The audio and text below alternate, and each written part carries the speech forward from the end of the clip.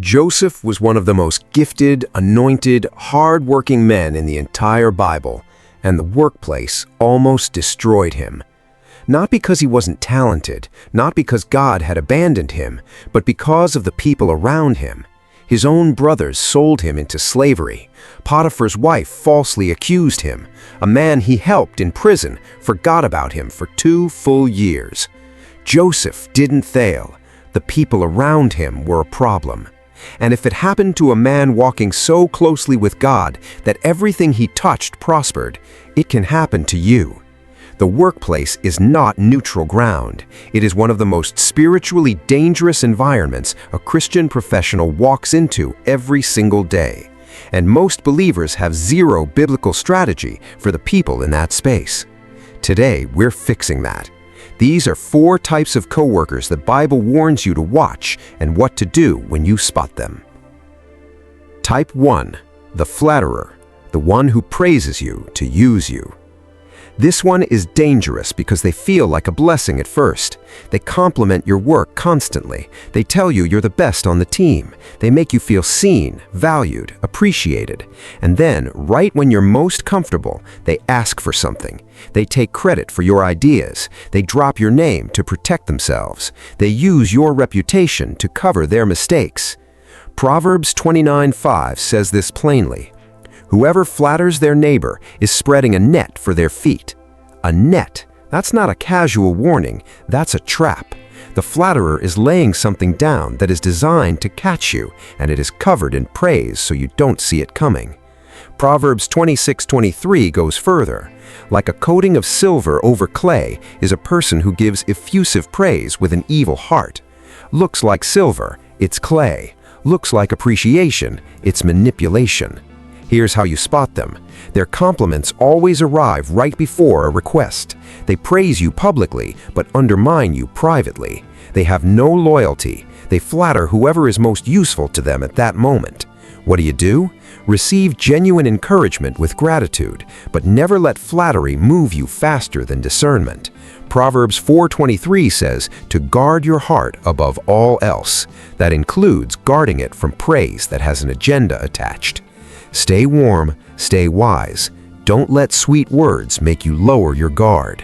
Type 2. The Strife-Carrier, the one who brings drama everywhere they go.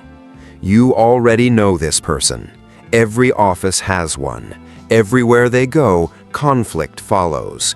They are the source of the whispers, the tension, the team that used to work well together until they arrived. Peace doesn't survive in the same room as them for long. Proverbs 16:28 says, a perverse person stirs up conflict, and a gossip separates close friends. Stirs up. That's active. That's intentional. They are not accidentally creating chaos. They are stirring it, and the tool they use most is their mouth. Proverbs 26:20 gives you the strategy. Without wood, a fire goes out. Without a gossip, a quarrel dies down. Remove the fuel and the fire dies. If you keep feeding conversations with this person, if you keep receiving their reports about what so-and-so said, what management is planning, who is on the way out, you become part of the fire. You become the wood that keeps it burning. Romans 16:17 is a direct instruction.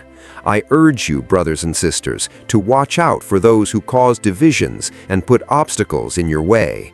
Keep away from them. That is not a suggestion.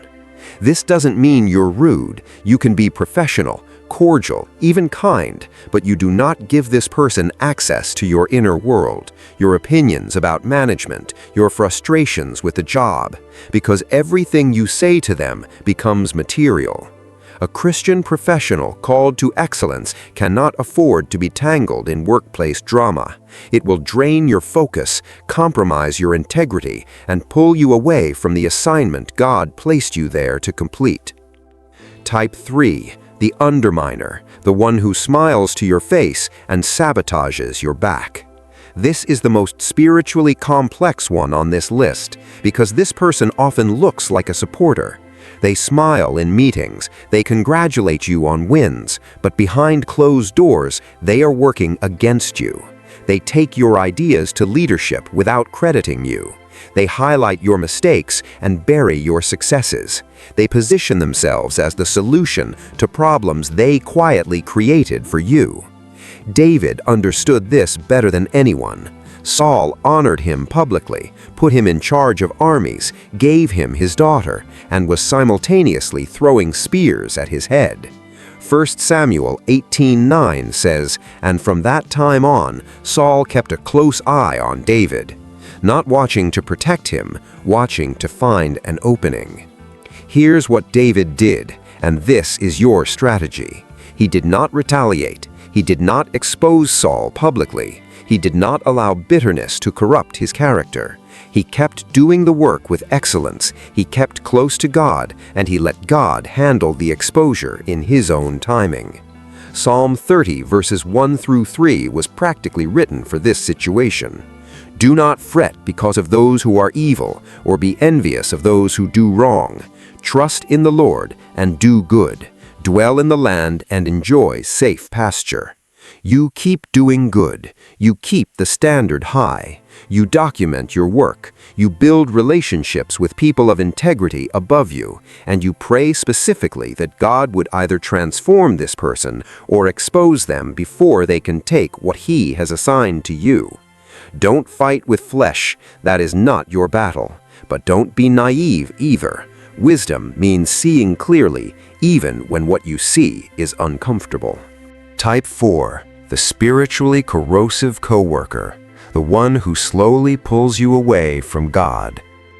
This is the one most Christian professionals never see coming, because this person is often likable, fun even. They're not hostile to your faith, they just quietly, consistently erode it. They normalize compromise. They laugh off the ethical shortcuts. They mock discretion. It's just how business works. Everybody does it. You're being too serious. God knows your heart. And little by little, the standard you walked in with starts to feel like it belongs to a different person. 1 Corinthians 15:33 is blunt. "Do not be misled. Bad company corrupts good character." Corrupts, not bends, not slightly adjusts, corrupts. And this doesn't require a dramatic moment. It happens in lunch conversations, in after-work gatherings, in the casual joke you laughed at that you know you shouldn't have, in the decision you bent on because everyone else was bending it and you didn't want to be the difficult one. This is exactly how Solomon fell.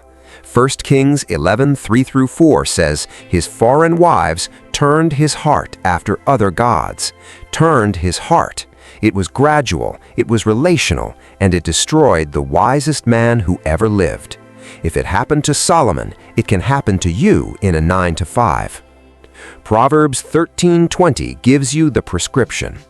"Walk with the wise and become wise, for a companion of fools suffers harm." Be intentional about who you spend your energy with at work. That doesn't mean you isolate yourself or become unapproachable. You are called to be a light, not a lampshade. But your closest confidants, your lunch table, your after-hours circle, those need to be people who pull you toward God, not away from Him. You cannot influence your environment if your environment is busy influencing you. Here's what ties all four of these together. None of them announce themselves. The flatterer sounds like encouragement. The Strife-Carrier sounds like they're just keeping you informed. The Underminer looks like a colleague. The spiritually corrosive one just seems fun to be around. That's why discernment isn't an option for a Christian in the workplace. It is a survival skill. Proverbs 27:12 says, "The prudent see danger and take refuge, but the simple keep going and pay the penalty." The prudent see it coming and move. The simple walk straight into it. You are not called to be paranoid. You are not called to distrust everyone around you. You are called to be wise, to pray specifically for discernment about the people in your professional space, to stay so close to the Holy Spirit that when something is off, you feel it before it costs you. And here's the encouragement. Joseph survived all of it. The betrayal, the false accusation, the forgotten promises. And Genesis 50:20 tells us how God responded to every person and situation that tried to destroy him. You intended to harm me, but God intended it for good, to accomplish what is now being done. What they meant for harm, God turned into a platform. So do the work with excellence, guard your character fiercely, stay rooted in the Word, and let God handle what you can't see. If this video gave you language for something you've been feeling in your workplace, share it with a Christian professional who needs to hear it. Like, subscribe to The Word That Wins, and we'll see you in the next one. Stay professional, stay protected. God bless you.